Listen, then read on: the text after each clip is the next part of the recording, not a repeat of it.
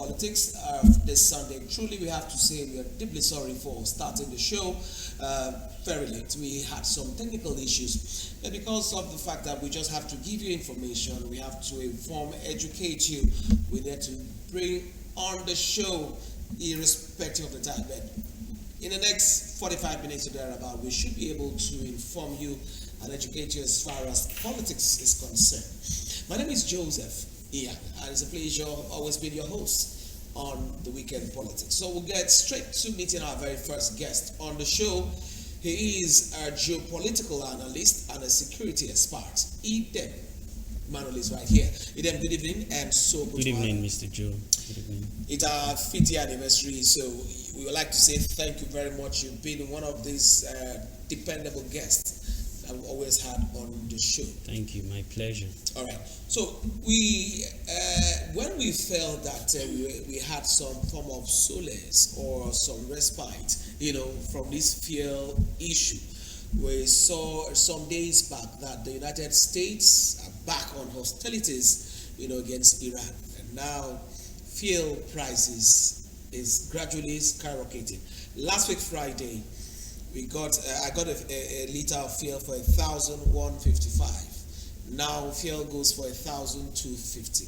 But let us look at US. Why the relapse, if I should use that word? We thought all was fine now between these great nations, but US back on steady hostilities against Iran. What's your thought on that? If I may understand you clearly, you're asking why they're back to hostilities Absolutely. towards Iran. I think the Trump administration does not really have a plan. They don't really have a real plan for the Iran conflict. They got into that conflict influenced by Israeli lobbyists, the AIPAC, Benjamin Netanyahu, and the Mossad.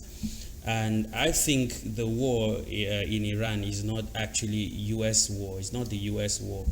That war is not in the interest of the United States, because before now, prior to February 28, when we had the first strike on Iran, which killed the supreme leader and most of the top brass military general, oil price, we had that the Strait of Hormuz was open for shipping. So, but after the conflict, the United States, Donald Trump himself the other day said that their reserve is running dry.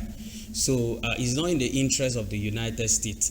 But I see that there's a conspiracy to degrade Iranian military potential and to scale back their development. Iran has been a non-aligned nation, quite a very independent nation with their own political system, and these are the things that the United States does not want. The empire wants Iran to be subjugated. It wants to control Iran. That's the truth. And so for them to do that, they will have to continuously bomb. That's the interest of Benjamin Netanyahu. He was never in support of the MOU that was reached between 60 days ago between the United States and Iran. He wanted Iran to continuously be bombed. What they're trying to do, they want to copy paste the same military strategy that was used on Gaza. Continuous bombardment of Gaza, killing of Hamas, and then no care for civilian.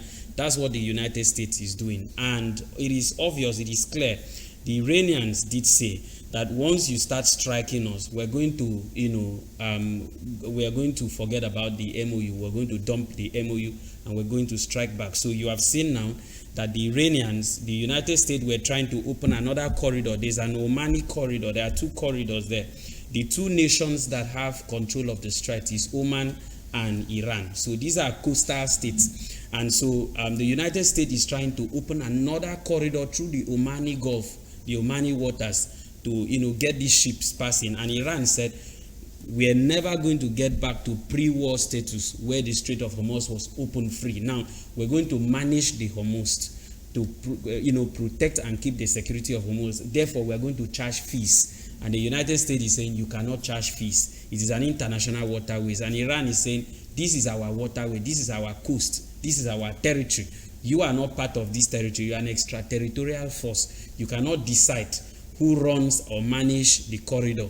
So that was why Iran began to strike ships. You can only pass through the Strait of Hormuz if you're passing through the Iranian corridor. But once you pass through the American corridor, there's going to be strike. And obviously, the American government has blocked the Iranian port, as a countermeasure to Iranian blockade of the Strait of Hormuz.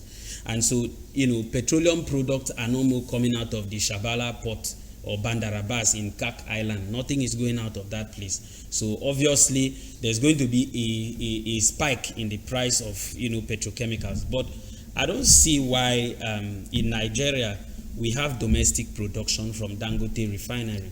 They sort out their crude oil domestically from NNPC. So I think it is rather a good thing for Dangote. It's a good thing for Nigeria because we are not in the conflict zone.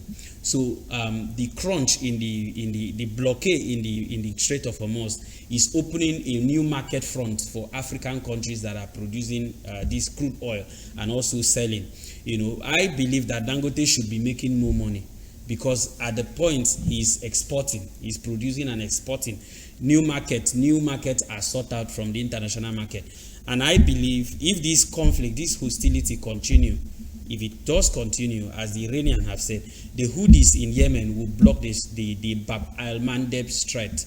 That al-Bab-Mandeb Strait leads through to the Red Sea. Most of Saudi petrochemicals and crude and cargo ships are passing there. It's a tiny strait, just like the Hormuz. But if the Houthis begin to strike ships there, then everywhere will be shut up, and we're going to see that the oil market will go,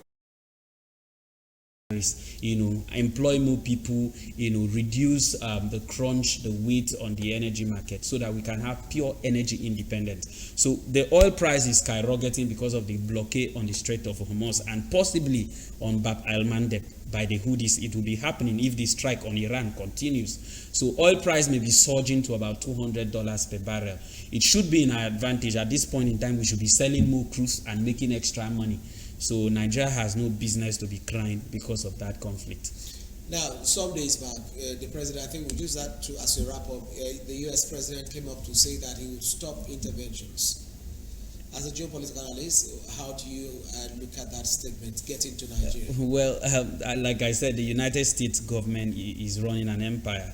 And they have said they will withdraw certain aids to the Nigerian government. Nigeria is a big country. We are wealthy. We are rich. We don't need any aid from any foreign powers. Okay? We just have to fix our country.